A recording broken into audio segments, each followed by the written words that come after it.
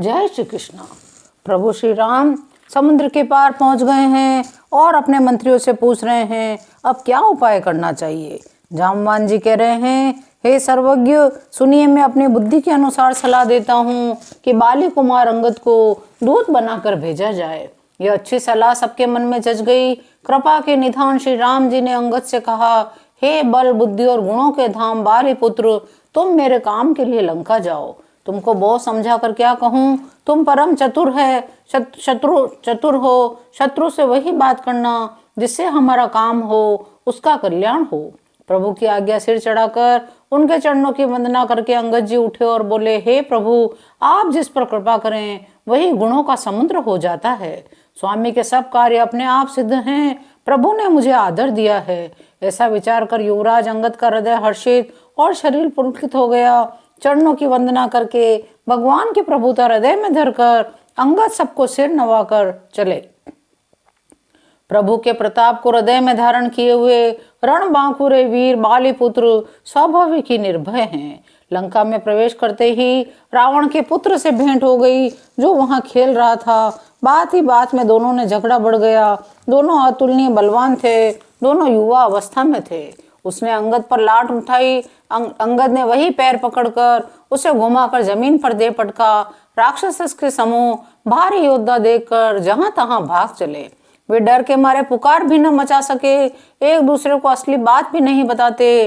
रावण के पुत्र का वध समझकर सब चुप रह जाते हैं।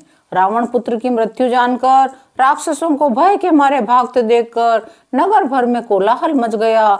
जिसने लंका जलाई थी वही वानर फिर आ गया है। जाने विधाता आप क्या करेंगे, जिसे ही देखते हैं वही डर के मारे सूख जाता है। प्रभु के चरण कमलों का स्मरण करके अंगद रावण की सभा के द्वार पर गए। वे धीर वीर बल की राशि अंगद सिंह की सी शान से इधर उधर देखने लगे। उन्होंने एक राक्षस को भेजा, रावण को अपने आने का समाचार सूचित किया। रावण हंसकर बोला, बुला लाओ, देखें कहाँ का बंदर है। आज्ञा पाकर बहुत से दूत दौड़े, वानरों में हाथी के समान अंगद को बुला लाए। अंगद ने रावण को ऐसे बैठे हुए देखा जैसे कोई प्राण युक्त सजीव काजल का पहाड़ हो। भुजाएं वृक्षों के और सिर पर्वत के शिखरों के समान है।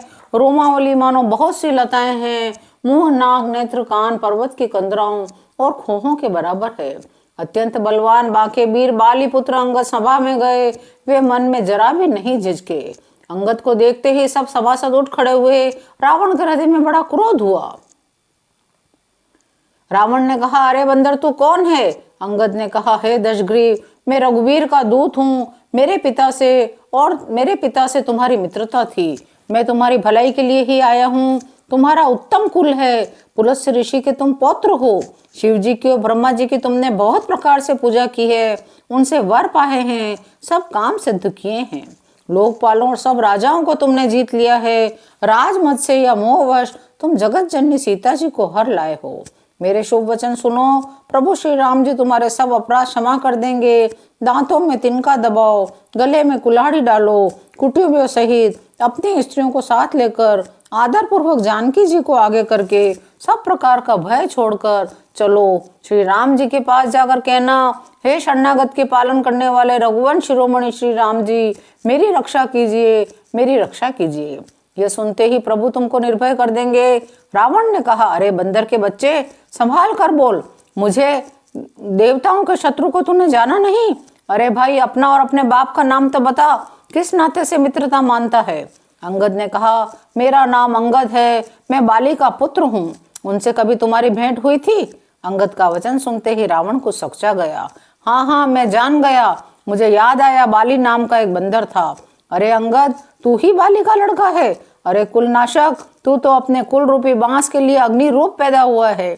गर्भ में ही क्यों न नष्ट हो गया। तू व्यर्थ ही पैदा हुआ, जो अपने ही मुंह से तपस्वियों का दूत कहलाया। बाली की कुशल तो बता, हुआ आजकल कहाँ है।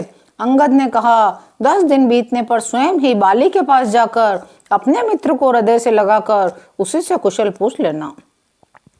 श्री राम जी से विरोध करने पर जैसी कुशल होती है वह सब तुमको सुनावेंगे। हे मूर्ख, सुन, भेद उसी के मन में पड़ सकता है जिसके हृदय में रघुवीर न हो। सच बात है, मैं तो कुल का नाश करने वाला हूँ। अरे रावण, तुम कुल के रक्षक हो। अंधे बेरे भी ऐसी बात नहीं कहते। तुम्हारे तो 20 नेत्र और 20 कान हैं। शिव ब्रह्मा आदि देवता मुनियों के समुदाय जिनके चरणों की सेवा करना चाहते हैं, उनका दूत होकर मैंने कुल को डुबो दिया। अरे ऐसी बुद्धि होने पर भी तुम्हारा हृदय फट नहीं जाता।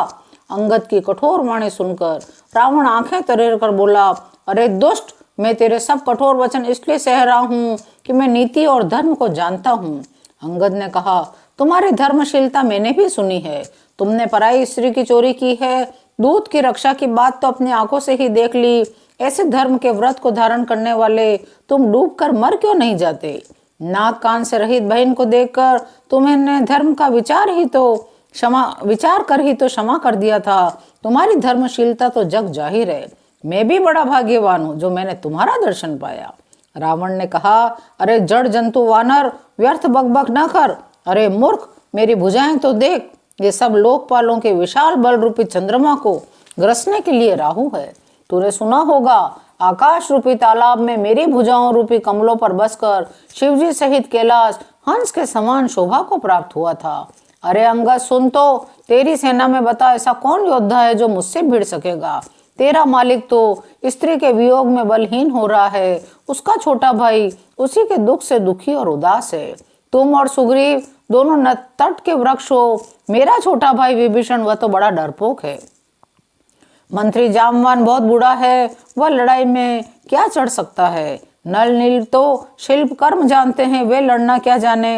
हाँ, एक वानर जरूर महान बलवान है, वो पहले आया था जिसने लंका जलाई थी। यह वचन सुनते ही बाली पुत्र अंगद ने कहा, हे राक्षस राज, सच्ची बात कहो, क्या उस वानर ने सचमुच तुम्हारा नगर जला दिया? रावण जैसे जगत विजयी योद्धा का नगर एक छोटे से वानर ने जला दिया? ऐसे वचन सुनकर उन्हें सत्य कौन कहेगा?